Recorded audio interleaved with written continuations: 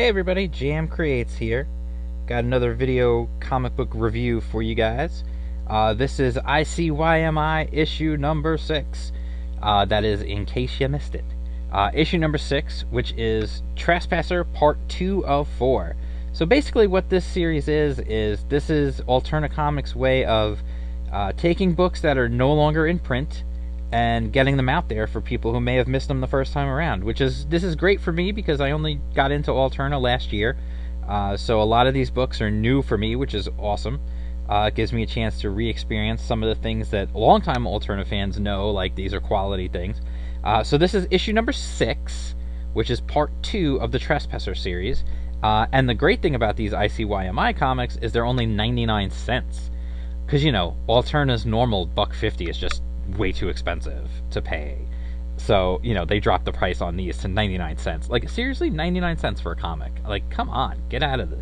As Balki Bartakamus used to say, get out of the city. Wow, that is a really dated reference. If you got that, you're old like me. And congratulations for making it this far in life. So, anyway, this is part 2 of 4 of the Trespasser series. If you saw my video of part 1 of Trespasser, you know how much I love the art. Let's do the credits. Trespasser, Justin M. Ryan did the story, Christian Rossi did the art, and DC Hopkins did the letters. I've mentioned this before. Christian Rossi is a fantastic artist. On the last book, I totally just completely fangirled out about his art, and I know he's working on a new series that will be coming from Alterna. I'm not sure when, and in fact it was even said to me by Peter Samedi from Alterna. I believe it was he who tweeted, just wait till you see what they've got in store. So I can't wait. I can't wait. I saw some art from it and it looks freaking sweet. So anyway, when we left issue 1 of, well, it's weird to say issue 1, it's part 1, which would be issue 5 of ICYMI, which is part 1 of the Trespasser story. It was all about this father and daughter who live kind of out in the middle of nowhere, and there was clearly some sort of an apocalypse, and there's no one really around. They've got a dog that's got 6 legs, and they were going out hunting, and he came across an alien, brought the alien home, bandaged it up, and then apparently killed it. That's, spoilers for issue 1. I didn't want to spoil it in that one, but I'll spoil it now because it's relevant to the story. So everything's hunky-dory for them right now. He's taking care of his daughter still, and whatever, everything's alright, and they're going to, things are going alright. She's playing with the dog, and and then he notices he's got these lumps on him. He's not really sure what that is. So he asks his daughter if she's got any blisters anywhere, and she was like, no, I don't think so. And so he tells her to go check herself out, and she does, and there's nothing there. She's okay, but he's not so great. He's not really feeling too good, apparently. And she notices, and then the dog starts barking, and they go to the door, and the little girl is like, the weird guy is back, and he looks all better. And so now, of course, the dad is like, what? He's literally, what? Look at that. That's such great lighting right there. You're like, oh my god. And it's what is going on?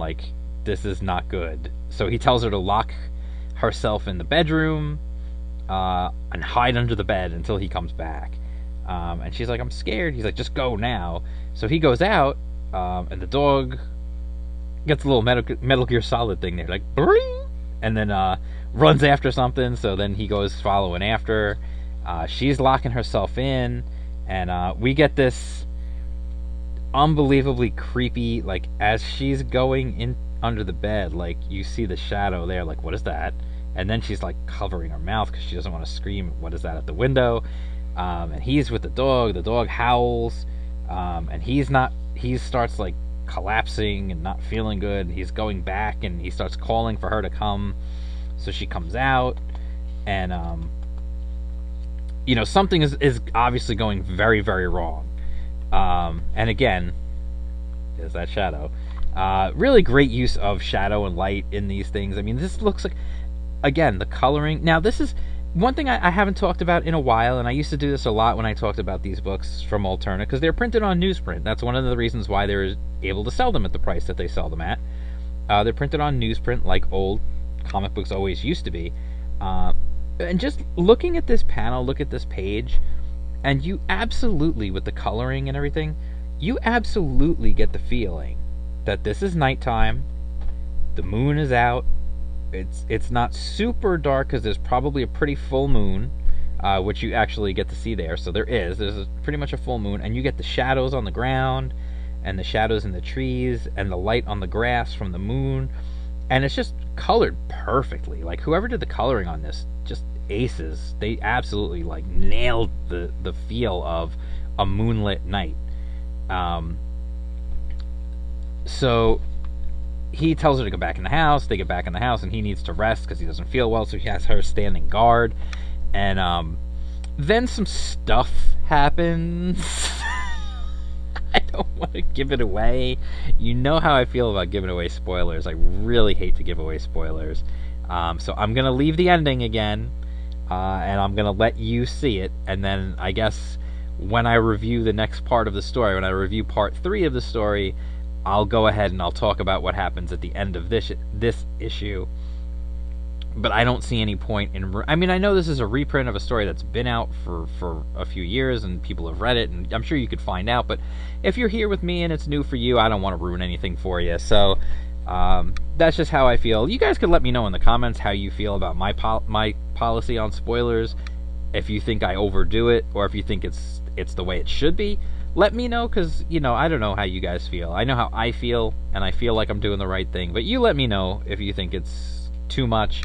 Maybe I should spoil more, maybe I should spoil less. I don't know. Just let me know. I try not to spoil, especially the endings. So I'm just going to leave it at there. There's definitely more, and there's definitely a big what the moment at the end of this issue. This is a great, suspense story. I wouldn't call it a horror story, per se. It's more of a suspense story. There's not, it's not a horror. When I think horror, I think, gore and murder and this and that. This is more suspense to me, which I really enjoy. Suspense in a comic book is really hard to pull off. Because suspense in movies, you've got cheats. When you watch a movie that builds tension and builds suspense, one of the first things they do is the music and the sound effects. It's the easiest way to cheat and build suspense in your audience is to just use suspenseful music. I mean, that's the easiest way to do it. In a comic book, you don't have that. You don't have that luxury. And yet they still manage to really build the suspense and the tension. So just getting back to it, I really love the art in this book. Christian Rossi really is a talented artist. I also want to point out that his little girl looks like a little girl. And she's got that, the weird thing with the eye and everything, but she still looks like a little girl. Here he is, by the way, burying all the alien stuff, the gun and all the other stuff. Just really great stuff. Really just nails the feel all the time. It doesn't even say who does the colors, so I'm gonna guess, because it just lists Christian Rossi as art, that he did the colors as well. So really great job. Dude, you're just nailing it every step of the way, and I can't wait to see more from this and more from your next series. When it comes out, I'm going to be super hyped for your next series when it comes out. So anyway, I definitely recommend this book. If you have not checked it out, go back, pick up issue 5 of ICYMI, which is Trespasser Part 1. Again, 99 cents each. So for the whole thing, if you want to get the whole 4 issue series, which is, it's not done yet, obviously, but when all 4 issues are out, if you want to get the whole 4 issues of Trespasser, $4 for the whole series. Come on, how could you go wrong? And it really is fantastic. So I definitely recommend it, no doubt. Definitely check it out. If you like this video, you can definitely give me a thumbs up. That would be cool. And if you're not already subscribed, please subscribe. Let's get the glare off there. If you're not subscribed, please subscribe. If you are subscribed, please share the joy with family and friends and everyone else in the world. Share the videos on Twitter and stuff like that. It definitely will help grow the channel. And if you want to help to spread the love, also, dude, let me know in the comments. Are you reading this? What do you think of it? Did you already read it when it first came out? Let me know. I'd love to hear it. And I always, people can tell you, I answer back at everybody. If you leave a comment, I'm gonna at least say something. Because I love to engage with my subscribers all the time if I can. So anyway, you can follow me on Twitter. I'm at jam_creates. On Instagram at jam_creates. And to remind you of that, it's right there on this lovely sticker. You can get this lovely die-cut sticker featuring Smiley Bones, the mascot of Jam Creates' YouTube channel. I'll put the link down below. I've got a Teespring store where you can get this sticker, other stickers, and a t-shirt. You can get this super cool Smiley Bones t-shirt. Definitely, I'll put the link down below so you can check out the Teespring store. I'm on Subscribestar as well. I haven't done anything exclusive on there yet because I have no subscribers there yet. We'll see how that's going to go. Let me know what you think of it, if you even like the service, or if it's not worth pursuing, if maybe there's a different avenue you'd rather go. I kind of want to stay away from Patreon just because I know they've got so many issues. So just anyway, let me know what's going on. Talk to me. Hit me up on Twitter at jam_creates, like it says right there. On Instagram also at jam_creates. And then just, let's talk. All right? So I'll talk to you guys soon, and peace out.